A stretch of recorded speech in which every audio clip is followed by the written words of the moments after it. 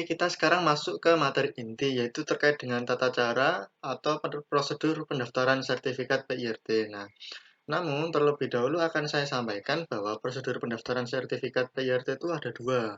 Pertama secara manual, lalu yang kedua adalah secara daring atau online. Nah, kalau secara manual berarti Bapak Ibu melakukan secara mandiri di Dinas Penanaman Modal dan Perizinan Terpadu Satu Pintu, atau bisa juga di Dinas Kesehatan Kabupaten Kulon Progo. Nah, langkah pertama, silakan Bapak Ibu mendatangi dinas tersebut. Lalu kemudian Bapak Ibu akan diminta untuk mengisi formulir permohonan sertifikat PIRT, yang kurang lebih isinya antara lain mengisi nama jenis pangan. Misalnya kalau saya berikan contoh, jenis pangannya berupa gula semut. Lalu kemudian nama dagang itu terserah Bapak Ibu, misal mau menggunakan nama pribadi atau bisa juga kalau misalnya Bapak Ibu telah memiliki merek, bisa juga turut dilampirkan dalam nama dagang di formulir tersebut. Lalu kemudian adalah jenis kemasan. Nah, kiranya Bapak Ibu telah memperhatikan dan memahami materi sebelumnya bahwa jenis kemasan itu ada beberapa macam yang diakui oleh BPOM, seperti uh, kertas atau karton, kemudian plastik, gelas, lalu aluminium foil, dan terakhir adalah daun. Kemudian berat bersih. Berat bersih atau isi bersih ini dalam satuan miligram, kemudian gram, atau bisa juga kilogram. Atau kalau misalnya berupa cairan, maka satuannya berupa mililiter, liter, atau kiloliter. Lalu selanjutnya adalah mengisi kolom tentang bahan baku dan bahan lainnya. Bahan baku itu artinya adalah bahan utama yang digunakan untuk pembuatan suatu produk makanan atau minuman. Misalnya kalau gula semut, maka bahan bakunya adalah nira dari pohon kelapa. Kalau bahan lainnya itu sifatnya adalah aditif atau tambahan. Kemudian mengisi kolom tahapan produksi. Nah, perlu digarisbawahi juga bahwa tahapan produksi itu merupakan tahapan yang benar-benar merupakan tahapan akhir. Jadi misalnya kegiatannya produksi, kemudian ada pengolahan, penyimpanan, pengawetan, termasuk pengemasan dan pengepakan. Nah, lalu selanjutnya adalah mengisi kolom nama, alamat, kode pos, dan nomor telepon IRTP.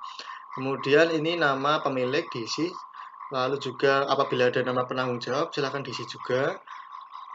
Lalu kemudian adalah informasi tentang masa simpan atau kedaluarsa. Terakhir, mengisi juga tentang informasi dari kode produksi. Ini kalau ada. Sebenarnya untuk IRTP atau industri rumah tangga pangan itu tidak wajib memiliki kode produksi. Itu kalau menurut peraturannya BPOM. Lanjut, selain mengisi formulir, Bapak Ibu juga diwajibkan untuk melampirkan beberapa dokumen. Misalnya apa?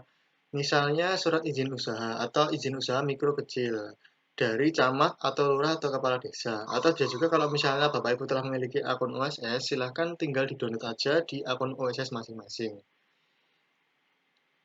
Dan ini ingat, ini adalah sifatnya wajib dan merupakan prasyarat yang harus dipenuhi ketika mau mengajukan pendaftaran sertifikat PIRT. Jadi, Bapak Ibu wajib untuk memiliki izin usaha mikro kecil. Kemudian, melampirkan juga rancangan label pangan. Saya kira untuk rancangan label pangan dapat Bapak Ibu pelajari ketika memahami materi saya yang sebelumnya, khususnya terkait dengan unsur-unsur label pangan yang setidaknya harus dipenuhi. Lalu yang terakhir adalah sertifikat penyuluhan keamanan pangan.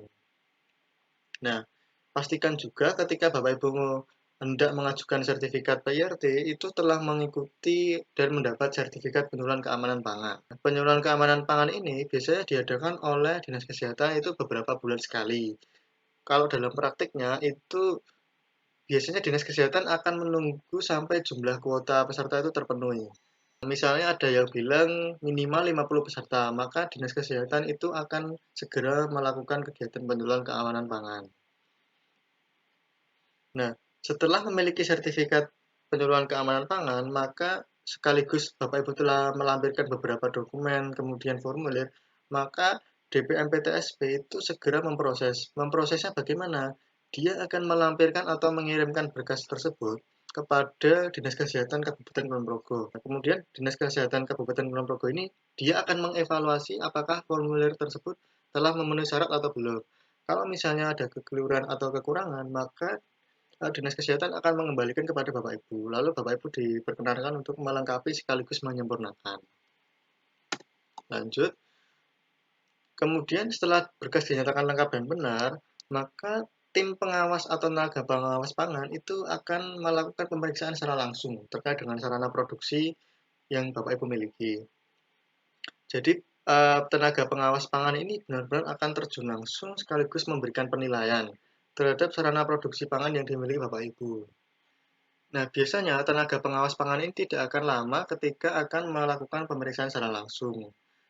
Biasanya itu hanya sekitar 7 hari sejak Bapak Ibu telah menuntaskan berkas-berkas yang telah disusun.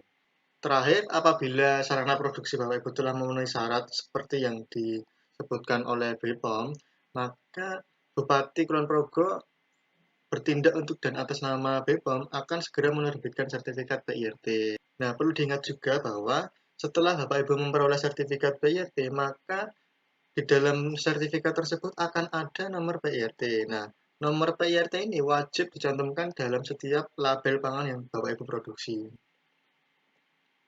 Nah, berikut ini saya lampirkan beberapa contoh formulir permohonan SPIRT atau sertifikat PIRT. Ada mulai dari kolom jenis pangan, lalu ada nama dagang jika ada. Kemudian jenis kemasan, termasuk ada kemasan primer, lalu ada kemasan sekunder, kemudian berat bersih, bahan baku dan bahan lainnya maksudnya adalah bahan tambahan, lalu yang kemudian adalah proses produksi, informasi tentang masa simpan, dan lain sebagainya. Dan ini adalah tanda tangan Bapak Ibu selaku pemilik atau penanggung jawab usaha.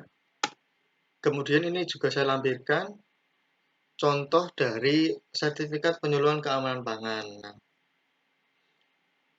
di sini ada logo Pemda Kabupaten Kulon Progo, kemudian ada logo Dinas Kesehatan Kabupaten Kulon Progo, lalu sertifikat penyuluhan keamanan pangan ini ditujukan untuk siapa? Misalnya nama, lalu jabatan. Jabatan ini ada pemilik atau penanggung jawab, lengkap dengan alamatnya.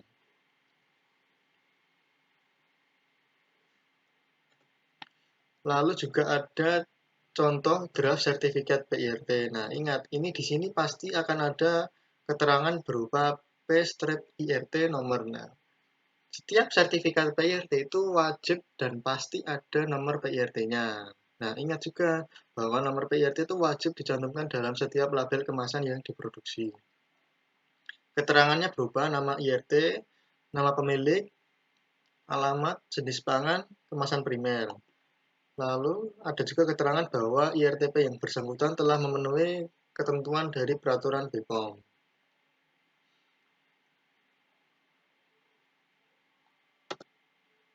Oke, sekarang kita masuk ke tata cara yang secara online atau daring. Namun, terlebih dahulu akan saya sampaikan pengantar dari tata cara secara daring. Nah, perlu Bapak Ibu ketahui kalau menurut Peraturan Menteri Kesehatan Nomor 26 Tahun 2018 tentang pelayanan perizinan berusaha terintegrasi secara elektronik sektor kesehatan, itu peraturan tersebut disusun tanggal 12 Juli tahun 2018.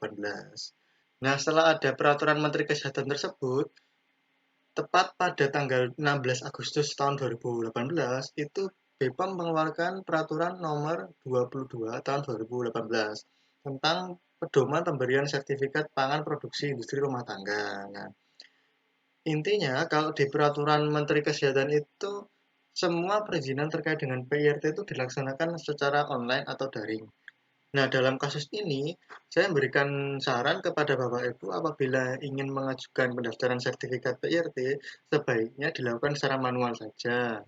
Nah, selain mudah dan sederhana, ketika Bapak Ibu melakukan pendaftaran secara manual, itu akan lebih jelas informasinya ketimbang Bapak Ibu mempelajari secara mandiri di laman oss.go.id.